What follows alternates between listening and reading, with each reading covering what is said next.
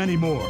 They're all bearing fruit right now, and they start at just $59.99. Blueberries start at $12. Grapes, they're 2 for $20. And take your pick from peach, pear, mulberry, chestnut, and persimmon, just $49.99. Of course, all shade trees are on sale right now. Get one at Bob's super low price and get another one just like it for half price. Now's the perfect time to visit this 65-year-old 5-acre garden on Southeast 38th Street in Ocala. Daily till 4, Saturdays till 3. Bob Wine's in the same blooming place since 1952. Visit ocalafl.org/art park for tickets to Art Outside the Lines at Tuscarora Park on February 20th from 10 to 2. There'll be art, music, and so much more. Now you did it. Are you completely insane? He's back. He, who must not be named. The man, the myth. The only guy in Ocala to eat his own weight in fried pickles. Twice. Now, you asked for it. Sorta. Live and in person, it's Tom Schmitz. Welcome back to Ocala Talks with Tom Schmitz on a Friday. That means it's Dumb Crook News Friday. We really should get an opening for that, Joe Martone. We're doing a little early and abbreviated this week because April Savarese from the Marion County Boys and Girls Club will be here at 10:30. Natick, Massachusetts. They had to set up cameras like you would use that you set up to see wildlife, hunting cameras and everything, because they had 8 incidents that they were trying to catch a crook doing. First, they thought an animal was responsible, but then they noticed that there was toilet paper and other wipes around, so police set up the camera to catch Marcy Dunbar,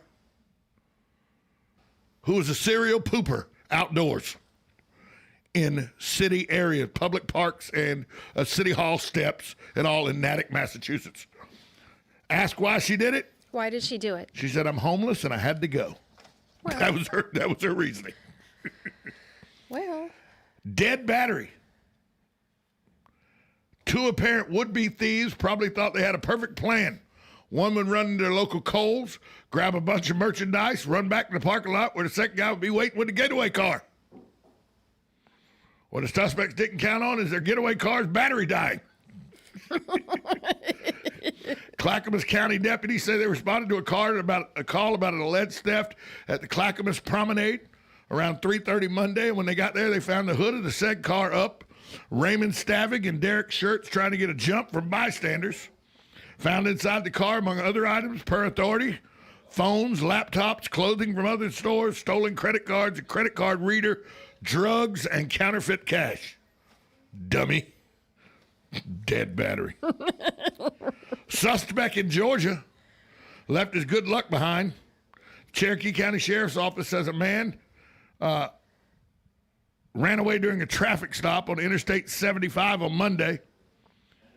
So in a Facebook post, the Sheriff's Office offered its congratulations to the man and invited him back to the Sheriff's Office to claim his $100 scratch-off lottery ticket he left while he ran away.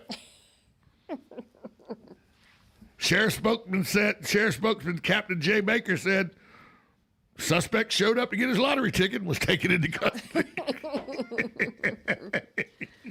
I believe I'd have left that $100 lottery ticket alone.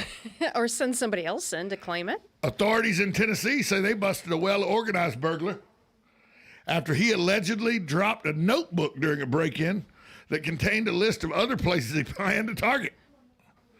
Robert Goodard, 49, is accused of smashing a glass door, breaking into a Nashville area home on January 29th, stealing a TV and a gun from the residence. He also allegedly stole a black Gibson Les Paul custom guitar, which he later sold for $40, that had a value of $25,000. Good night. Oh my gosh. Prosecutors said Goodard left something behind that allowed authorities to solve the crime, though. A notebook that listed multiple addresses, including one for another home a few miles away that had been burglarized the same day.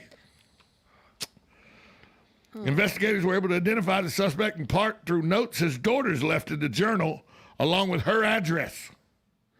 Goddard was caught on video kicking in the back door of another house the next day. He was arrested a week later and is still being held on a $150,000 bond for felony burglary and theft charges. He brings his journal with him that his daughter writes in for him.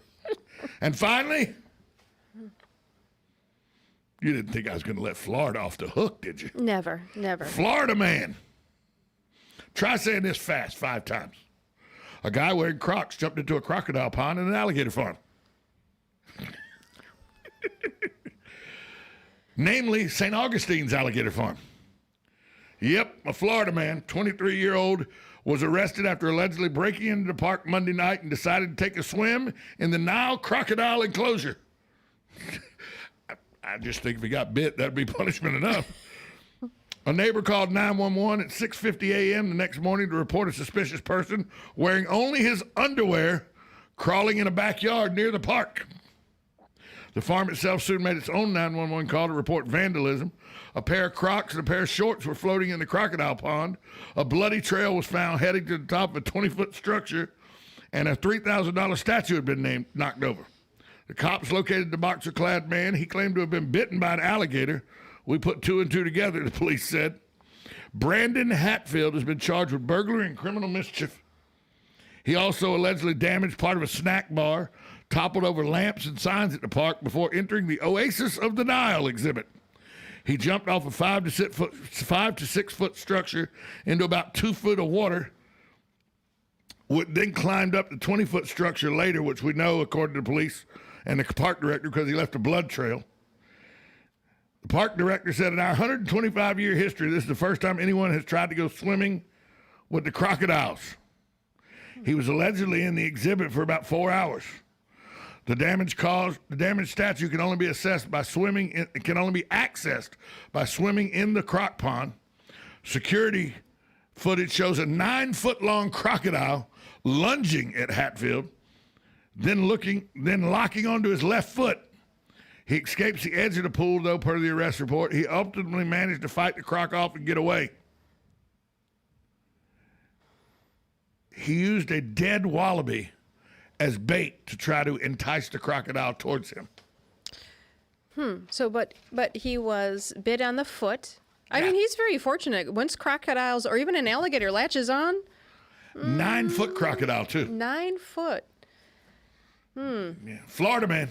What are you going to do? Coming up next, April Savarese from the Marion County Boys and Girls Clubs here. We'll talk to her next on Ocala Talks, 1370 AM, 96.3 And you're in good FM. hands, so I'll be leaving. Okay, you're leaving? All right. WOCA. Bye, Susan. Bye, baby. The Source. All studios. This is WOCA, Ocala, Gainesville, The Villages, 1370 AM, 96.3 FM, The Source. The Ocala Golf Club, one of Ocala's premier golf courses, from its pristine 18-hole course layout to its amazing pro shop. Jason Linhart and the staff at Ocala Golf offer everything that you need for your golf outing. That's the Ocala Golf Club. Experience country club style golf at municipal prices. You won't go wrong with the Ocala Golf Club. Call them for a tee time today, 352-401-6917.